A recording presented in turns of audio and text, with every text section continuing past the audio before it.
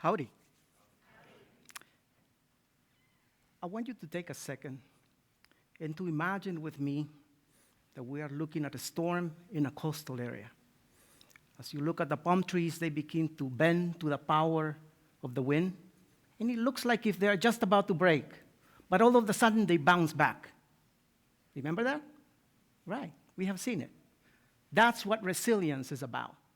Resilience is about bouncing back from the challenges, trauma, difficulties that we face in life.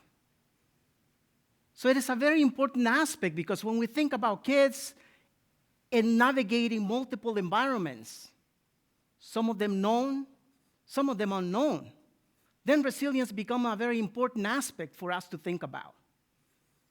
Over the past 20 years, as a developmental psychologist, I have been studying resilience in the home learning environment, in the classroom, in the communities. And there is consensus in the research on what are some of the key building blocks for resilience. And I'm just going to share a few of them with you today.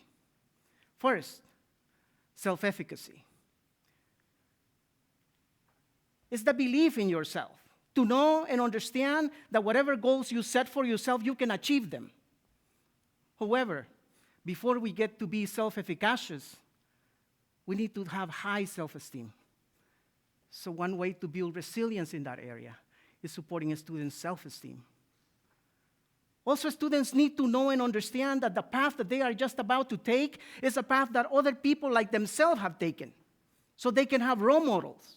So they can look at others and say, hey, I can achieve this because this person who looks like me has achieved the same thing. That is part of the process of building resilience in kids' lives. The next building block of resilience is emotional regulation. We have to teach our students to manage their emotions, their impulses. We know that we cannot act on impulse, but instead, use higher order thinking so they can make better decisions in life. Another key component of resilience is adaptability, making those adjustments to change, because change comes all the time. As the students move through the multiple environments, they will experience new things. Change will come their way.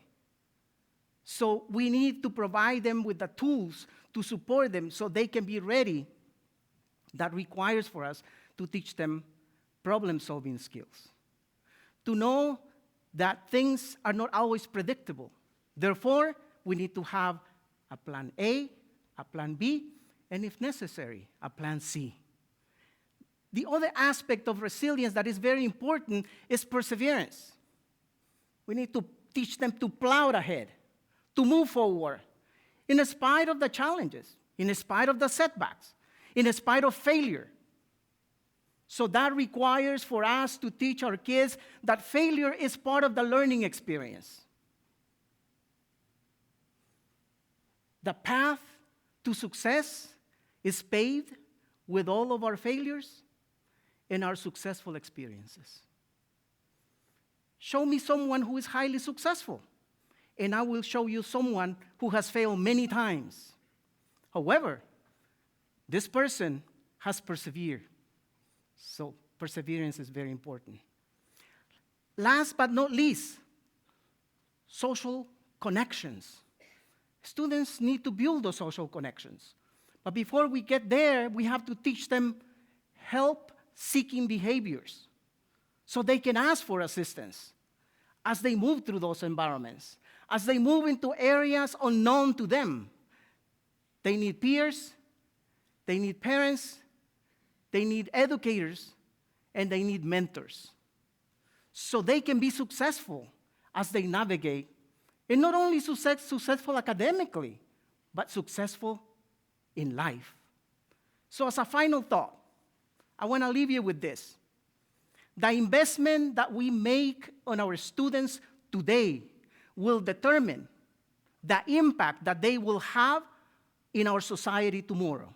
So please, continue to support education for all children. Muchas gracias.